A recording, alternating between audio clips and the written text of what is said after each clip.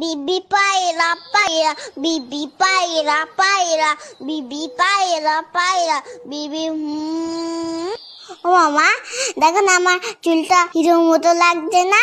হ্যাঁ তো, তবে বাবান চুলটা আরেকটু কাটিয়ে নিয়ে আসি চল, তাহলে পারফেক্ট হিরো লাগবে।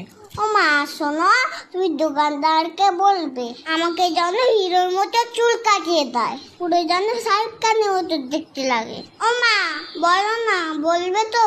বলবে না তো? উফ, চুপ কেন করে রয়েছো, কথা কেন বলছো না? হ্যাঁ হ্যাঁ রে বাবা, দোকানদারকে বলবো তোকে শাহরুখ খানের মতনই চুল কাটিয়ে দেবে। ওকে। কি বৌদি, কেমন আছেন? খবর সব ভালো তো? হ্যাঁ দাদা ভালো। আরে বাবান, কেমন আছো? হ্যাঁ ভালো আছি, তবে আমার কিন্তু হিরোর মতো চুল কেটে দিতে হবে। তুমি পারবে তো?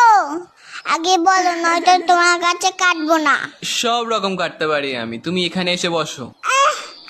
আমাকে একটু উঁচু করে দাও, আমি তো মুখটাই দেখতে পাচ্ছি না। হ্যাঁ তাই তো, তুমি নামো, আমি উঁচু করে দিচ্ছি। দেখো আমার জন্য সব চুল কেটে দিও না। বাবা নড়ো না, কান টান কেটে যাবে কিন্তু। ও দাদা, একেবারে মুড়ো করে কেটে দেবেন। হ্যাঁ হ্যাঁ, বুঝেছি বুঝেছি। আমার চুলগুলো কোথায় গেল? ও বাবান, তুমি কাঁদছো কেন? তোমাকে তো রজনীকান্তের মতো লাগছে দেখতে। ওটা রশ্মি যায়নি না, আমার চুল আবার লাগিয়ে দাও, না হলে এখান থেকে আমি যাবো না। বাবান ওরকম করে না, নেমে এসো বলছি। আমার দেখো আমাকে টাক করে দিচ্ছে, তুমি আঙ্কেলকে বকো, ভুগবে না।